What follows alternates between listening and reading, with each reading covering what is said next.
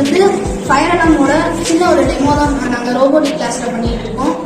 First இதை வந்து initial தான், இன்னும் ஃபியூச்சரில் நம்ம பெருசாக பண்ணலாம். சப்போஸ் நம்ம மால்ஸில் ஸ்கூல்ஸில் ட்ரை பண்ணுறதா இருந்தாலும் பண்ணலாம். இதோட வந்து டேப்ஸ் கனெக்ட் பண்ணால் ஆட்டோமேட்டிக்காக அந்த ஃபயரை வந்து இதாலேயே டியூன் பண்ண முடியும். ஸோ ஸ்டார்ட் பண்ணலாம்.